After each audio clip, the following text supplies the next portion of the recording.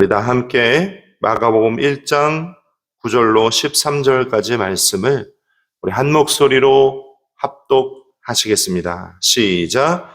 그때에 예수께서 갈릴리 나사렛으로부터 와서 요단강에서 요한에게 침례를 받으시고 곧 물에서 올라오실새 하늘이 갈라짐과 성령이 비둘기같이 자기에게 내려오심을 보시더니 하늘로부터 소리가 나기를 너는 내 사랑하는 아들이라 내가 너를 기뻐하노라 하시니라.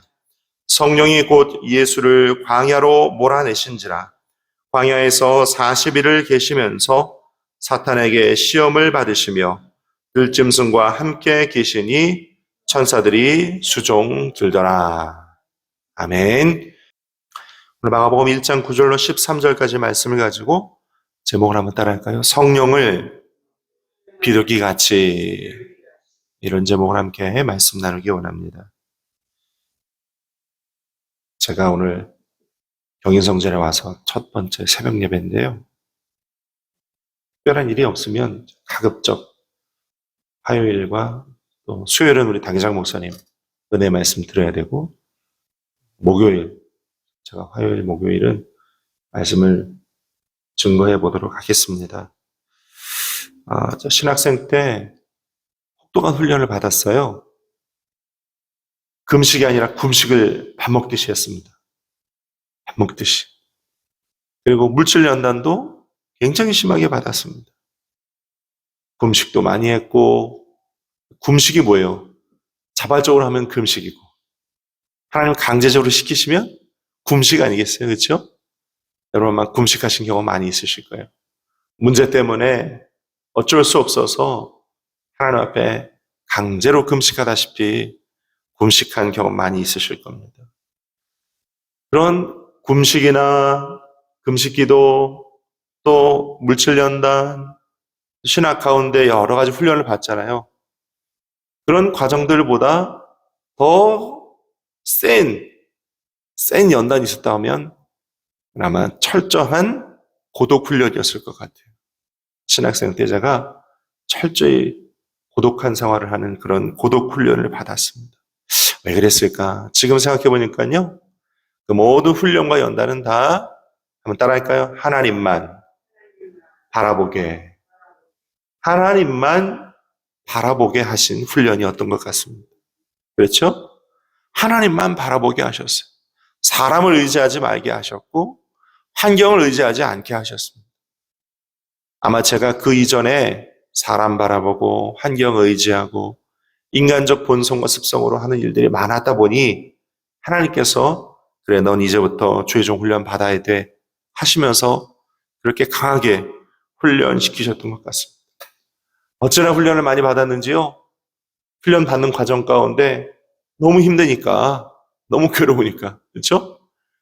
그렇지 않아도 이 고독 훈련이라는 게 저에게 너무 힘든 훈련이었던 것 같아요. 하나님 앞에 하나님 이거 언제 끝나냐고, 신학 과정 가운데 이거 언제 끝나냐고, 이 훈련이 언제 끝납니까? 언제까지입니까? 다윗과 같이 언제까지니까 이런 기도 많이 했던 기억이 있습니다. 산상기도에 올라가요. 산에 올라가서 그 캄캄한 밤에 새벽에 해 뜨기 전까지 소나무 뿌리 붙잡고 밤새도록 기도합니다. 그 기도 가운데 하나님께서 때로 음성으로, 때로 환상으로 만나주시면 얼마나 기쁘든지요. 할렐루야.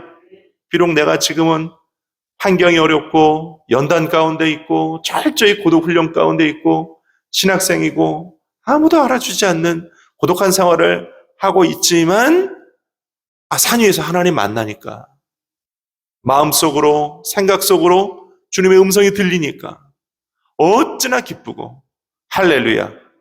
그 산속이 천국과 같은 그런 느낌 받은 적이 많이 있었습니다. 그러다가요 또 이제 여기서 멀지 않은 시흥성전으로 교육전도사로 발령을 받았어요. 신학교 4학년 때. 시흥성전 아시죠? 제가 시흥성전에서 교육전도사 할 때는요, 그때는 시화공단 입구 쪽에 있었습니다. 정왕동에 있었어요. 상가 건물에 4층, 5층, 7층 이렇게 있어가지고 거기에 있었습니다. 거기서도요, 또 혹독한 경험을 했어요. 신학생이자 또 교육전도사로 사역을 하면서 혹독한 훈련을 받습니다. 추위와 싸워야 되고요. 밤새도록 난방도 없는 사무실에서 달달달 떨다가 1년 10개월 동안 매일 위성을 틀고 1시간 반 기도하다가 위성을 끄고 또 그 새벽에 추운데 난방이 없었어요. 난방이 왜 그랬는지. 난방이 없어서 추위와 싸운 그런 경험들이 있었습니다. 이 모든 훈련들이 다 무엇 때문이라고요? 하나님만 바라보게. 한 번 더 따라할까요? 하나님만 바라보게. 하나님만 바라보게 하신 훈련이었던 것 같아요. 제가 지금 제 얘기를 하고 있지만 이것이 저만의 이야기일까요? 지금 장재용 목사만의 이야기였습니까? 아니요. 저와 여러분, 우리의 모두의 과거의 이야기였어요. 예레미야 17장 5절에서 8절까지 제가 읽어드리면 야훼께서 이와 같이 말씀하시니라. 무릇 사람을 믿으며 육신으로 그의 힘을 삼고 마음이 야훼에게서 떠난 그 사람은 저주를 받을 것이라. 그는 사막의 떨기나무 같아서 좋은 일이 오는 것을 보지 못하고 광야 간조한 곳 건건한 땅 사람이 살지 않는 땅에 살리라. 그러나 무릇 야훼를 의지하며 야훼를 의뢰하는 그 사람은 복을 받을 것이라. 그는 물가에 심어진 나무가 그 뿌리를 강변에 뻗치고 더위가 올지라도 두려워하지 아니하며 그 잎이 청청하여 가무는 해도 걱정이 없고 결실이 그치지 아니함 같으리라. 할렐루야. 하나님께서 우리를 붙들어 주시면 하나님만 우리와 함께 해주시면 우리는 이와 같이 될 줄로 믿습니다. 그리고 예수님도요, 마가복음 1장 보고 있는데 육신의 옷을 입고 이 땅에 오셨어요. 하나님의 아들이 세상 육체의 옷을 입고 이 땅에 오셨습니다. 성육신이라고 하죠. 이 땅에 오셔서 예수님도 이제 공생애를 시작하셔야 하세요. 개인의 삶이 아닌 공생애, 메시아로서의 삶을 시작하셔야 돼요. 그러니 하나님께서 메시아로서의 삶을 시작하기 전에 먼저 이와 같은 일들이 있게 하십니다. 1장 10절에 보니까 하늘이 갈라짐과 성령이 비둘기같이 내려옴을 보게 하세요. 그렇게 성령께서 예수님께 내려오셨어요. 하늘이 갈라지는 것을 보게 하시고 성령이 비둘기같이 내려오는 것을 자기에게 내려오는 것을 보게 하셨어요. 하나님의 아들이 이제 성령의 비둘기같이 오심을 받아 공생애를 시작하는 겁니다. 그런데 그 성령이 오셔서 그 다음 예수님을 어떻게 하시냐면 12절 성령이 예수님을 광야로 몰아내시는 거예요. 공생애를 시작하기 전에 어디로 몰아내셔요? 광야로 몰아내세요. 성령의 강한 이끌림 가운데 예수님을 광야로 이끌어 가십니다. 우리도요, 성령 충만하여 광야에 나갈 때가 있어요. 그렇죠? 기도원 성에 올라가서 뜨겁게 은혜 받고 기쁨과 감사로 내려왔는데 집이, 그죠? 직장이, 사업장이, 남편이, 자식이 광야 같을 때가 있어요. 나는 성령 충만해. 나는 은혜 받았어요. 그런데 내려왔는데 광야 같을 때가 있어요. 사도 바울이요, 그가 다메섹 도상에서 큰 은혜를 받았어요. 성령 충만해졌어요.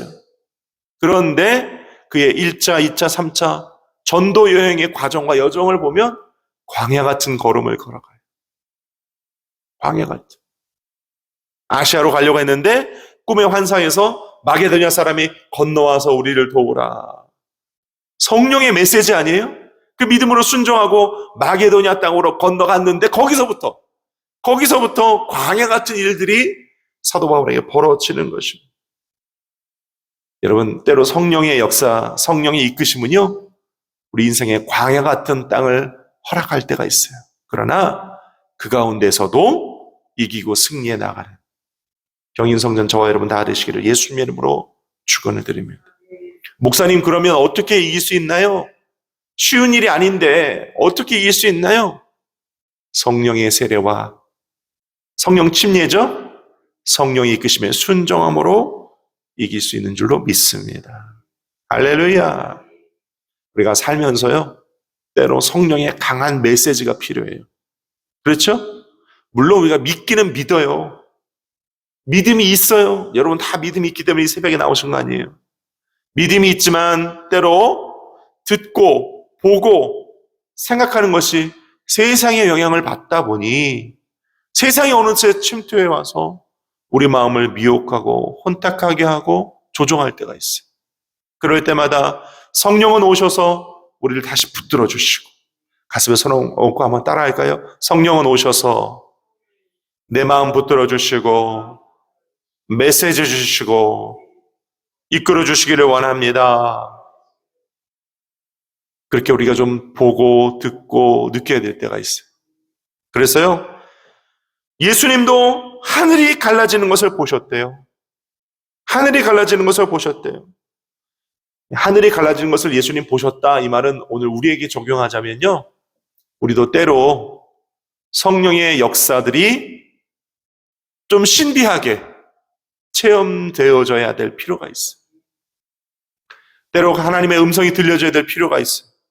성경 읽다가 말씀 듣다가 레마가 좀 마음 가운데 울리고 가슴을 울리고 신비 가슴의 비석에 막 새겨지고, 할렐루야, 이렇게 될 때가 있어요. 필요가 있어요. 그래서 우리 이렇게 기도해야 돼요. 하나님, 늘 주님이 나와 동행하심을 좀 느끼게 해주세요. 할렐루야. 필요에 따라서 고난 가운데 있을 때, 어려움 가운데 있을 때 하나님 말씀 좀 주세요. 목사님 입술을 통해 주시든 성경 읽을 때 주시든 주세요 좀. 그렇게 기도하셔야 될 줄로 믿습니다. 왜냐면요, 여러분, 하나님의 역사가 지금은 다 없어졌습니까? 아니요. 하나님의 역사가, 하나님의 나를 돌보심이 지금은 줄어들었습니까? 아니요. 여전히 하나님은 우리를 사랑하시고, 여전히 하나님은 우리를 돌봐주시고, 여전히 하나님 우리를 동행해 주세요.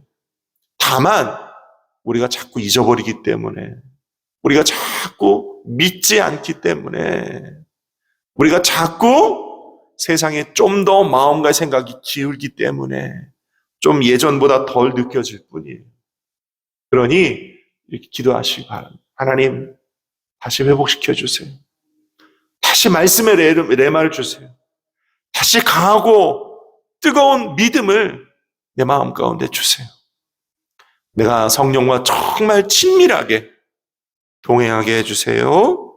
그렇게 기도하는 저와 여러분 되시기를 예수님의 이름으로 축원드립니다. 또 예수님은요, 성령이 내려오심을 보셨어요. 성령이 내려오심을 보셨어요.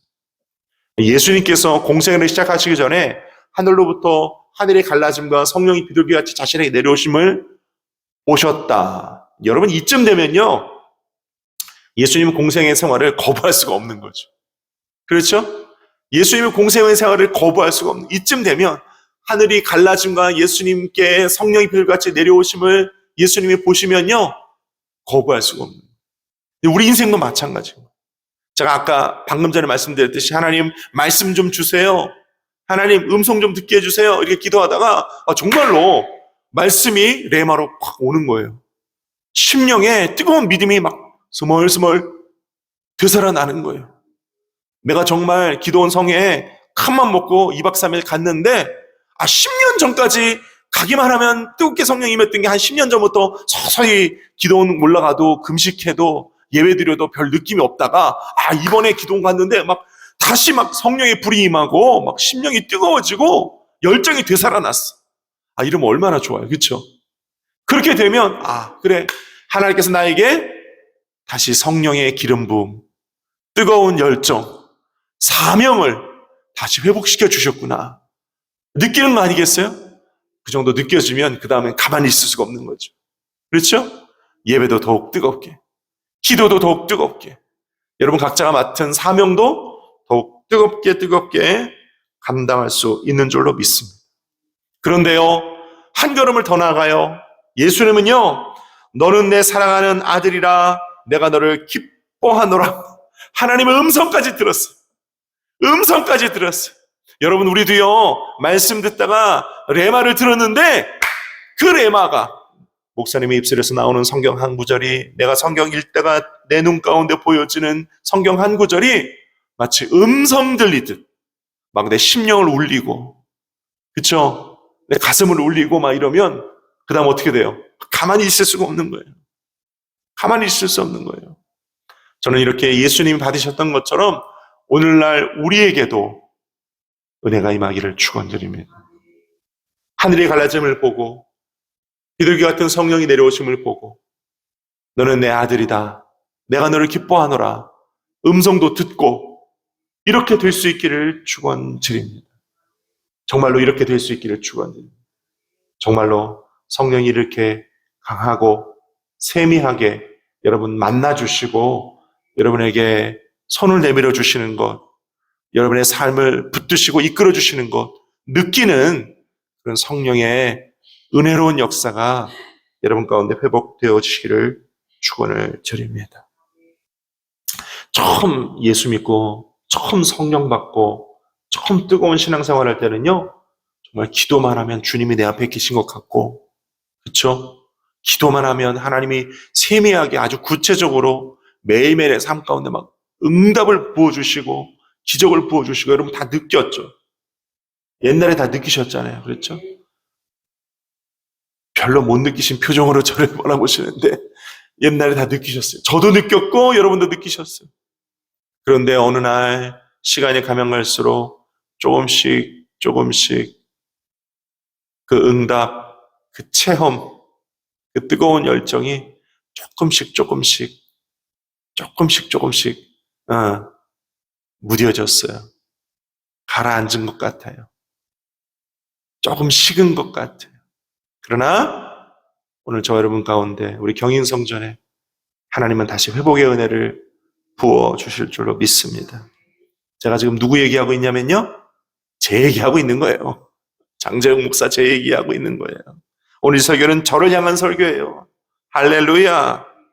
그런데 이와 같은 성령의 확증, 성령의 뜨거운 회복의 역사들이 저와 우리 경인성전에 회복되어지면 놀라운 역사가 시작되어질 줄로 믿습니다. 다시 일어날 줄로 믿습니다. 제가요, 얼마 전에 유튜브를 보다가 어느 목사님이 간증하는 영상을 봤어요. 그 목사님이 자기 개척교회 처음 시작할 때의 간증을 들려주시더라고요. 유튜브 보니까. 근데 제가 그 개척교회 처음 시작할 때 그 간증을 듣자마자 제 마음 가운데 뜨거움이 일어났어요. 어떤 내용이냐면요, 이 목사님이 처음에 어딘지는 모르겠어요. 개척교회를 이제 처음 시작하셨대요. 그리고 이렇게 반지하에서 교회를 이제 혼자 시작했는데 사모님하고 아들, 딸, 목사님 넷이서 이제 교회를 개척했는데 6개월 동안 새신자 성도가 한 명도 없었대요. 6개월 동안. 그러니까 6개월 동안 교회는 개척했는데 매달 월세는 나가야 되는데 성도가 없고, 그러니 얼마나 힘드셨겠어요. 나중에는요, 힘들다 정말로 쌀도 없고 먹을 것이 아무것도 없었던 때가 있었대요. 먹을 것이. 근데 어느 날 저녁이 됐는데 집 안에 먹을 것이라고는 라면 하나밖에 없었대요. 근데 아들하고 딸이 그날따라 아빠 배가 고프다고 그렇게 징징대더래요. 라면을 하나 끓여서 목사님 내외는 아예 젓가락을 드시지도 않고 라면 하나를 끓여서 둘로 나눠서 아들하고 딸을 먹였대요. 그리고 밤새 기도를 했대요. 하나님 이렇게 우리를 굶겨 죽이실 거냐고. 그랬는데 그 다음날 아침에 새벽 예배를 마치고 이분이 무슨 생각이었는지 6개월 동안 교회를 개척하고 생전 안 하던 걸 시작했대요. 이게 뭐였냐면 동네에 신방을 다닌 거예요. 신방. 6개월 동안 교회는 개척했는데 전도를 안 하셨던 것 같아요.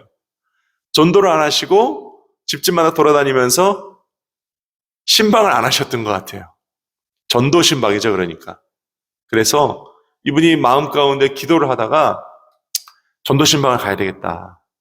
그래서 제일 첫 번째 간 게 그 마을에 슈퍼마켓을 갔대요. 슈퍼마켓 가서 내가 여기 새로 이 마을에 개척한 교회 목사인데 제가 다니면서 축복 기도를 하고 있다고. 축복 기도를 한번 해주고 가겠다고. 그래서 그 슈퍼마켓 주인 붙잡고 간절히 축복 기도를 했답니다. 하나님 사업장이 복을 받게 해주세요. 하나님 축복을 주세요. 근데 겉으로는 입술로는 하나님 복을 주세요. 이 사업이 잘 되게 해주세요. 라고 하면서 기도하면서 속으로는 라면이라도 하나 얻어갔으면 좋겠다. 그런 마음으로 기도를 막 했대요. 기도를 막 하고 간절히 기도를 했는데 기도 끝마치고 난 뒤에 복을 많이 받으시라고 하나님 축복을 많이 주실 것이라고 그러고 나가는데 슈퍼마켓 주인이 부르지를 않더래요. 부르지를 않더래요. 이제 나가는데 잠깐만 목사님 그러면서 뭐 먹을 거라도 하나 좀 이렇게 싸주면 좋겠는데 그러지를 않더래요. 나왔대요. 나와서 쭉 가다가 그 다음 간 곳이 정육점이래요. 정육점을 들어가서 축복 기도를 잠깐만 정말 고기를 조금이라도 좀 줄 수 있지 않을까. 그런 마음으로 솔직하게 그런 마음으로 정육점을 들어갔대요. 가서 정육점 사장님 제가 축복 기도 해드리겠습니다. 저 이 마을에 새롭게 개척한 교회 목사인데 제가 축복 기도를 하겠습니다. 그리고 한참을 또 붙잡고 축복 기도를 막 했대요. 축복 기도를 막 하고 난 뒤에 마음속으로는 고기를 좀 주면 얼마나 좋을까. 그런 마음으로 축복 기도를 막 하고 기도를 마치고 또 나왔대요. 근데 붙잡지를 않더래요. 그래서 참 그렇다. 그리고 이제 또 한참 갔대요. 갔는데 눈앞에 어떤 병원, 의원이 하나 개업을 하는 그런 앞으로 간 거예요. 그래서 자기도 모르게 그 병원을 들어갔대요. 가니까 이제 막 신장 개업을 한 동네 의원인데 가서 병원에 딱 들어가니까 간호사가 어떻게 오셨냐고, 진료받으러 오셨냐고. 근데 이 목사님이 아주 대담하게 나 원장님 만나러 왔다고. 근데 그 간호사가 묻더래요. 아니 원장님 지금 진료 중이신데 혹시 약속을 하고 오셨냐고. 근데 목사님이 나 약속하고 왔다고 그랬대요. 잠깐 기다리시라고. 그리고 어느 환자가 이렇게 진료를 받고 나오고 간호사가 들어가서 원장님께 원장님 목사님 오셨어요. 그러니까 안에서 들리는 소리가 목사님 목소리, 그 원장님 같은 목소리가 들리는데 목사님 들어오시라고 그런 소리가 들리더래요. 자기는 약속 안 하고 왔는데 안에서 원장님이 들어오시라고 한대요. 간호사가 나와가지고 원장님이 들어오시래요. 들어갔대요. 들어갔는데 원장님이 컴퓨터 모니터를 막 투닥투닥투닥 막 자판을 치는 것 같은 소리가 들리고 보는데 목사님 어서 오세요 그러더래요. 쳐다보지도 않고. 그래서 네 할렐루야. 제가 여기 동네에 새로 개척한 교회 목사인데 제가 여기 보니까 사업장을 새로 오픈하시는 것 같은 제가 축복 기도해 드리러 왔습니다. 그랬대요. 원장님이 이렇게 보는데 제가 아는 목사님이 아니시군요. 그러더래요. 근데 목사님 그러면 이왕 오신 김에 기도를 해 주시죠. 그러더래요. 그래가지고 축복 기도를 또 한 2번 했잖아요. 이제 3번째잖아요. 간절히 축복 기도를 해줬대요. 그랬더니 이분이 아멘을 열심히 하더래요. 그러고 난 뒤에 축복 기도가 끝나고 난 뒤에 그 원장님이 자기 책상 서랍을 탁 열더니 봉투를 하나 꺼내서 주더래요. 목사님 감사합니다. 안녕히 가세요. 그러더래요. 그래서 봉투를 무심결에 받아가지고 가는데 교회를 들어가면서 그 목사님이 가장 그때 걱정이 되고 힘든 게 뭐였냐면 교회에 월세가 밀린 거였대요. 매일 월세가 밀려서 그 건물주한테 매일 독촉을 받고 그게 힘들었는데 봉투를 하나 받으니까 제일 먼저 생각나는 게 월세부터 내야 되겠다 그 생각이 들더래요. 근데 월세 밀린 금액이 80만 원이었대요. 근데 가면서 이 목사님이 너무 궁금해가지고 집으로 가면서 교회로 돌아가면서 봉투를 꺼내서 딱 보니까 100만 원이 들어있더래요. 놀라운 일이에요. 그래가지고 이 목사님이 다시 돌아갔대요. 병원으로. 다시 돌아가서 원장님을 만났대요. 원장님한테, 원장님, 이거 봉투가 저한테 잘못 온 것 같습니다. 원장님, 이거 잘못 온 것 같아요. 그랬더니 원장님이 하는 말이, 목사님, 그거 하나님께서 목사님을 위해 준비하신 것 같아요. 그냥 가져가세요. 그러더래요. 그래가지고 이 목사님이, 야, 이거 웬일이냐, 정말. 이거 웬일이지?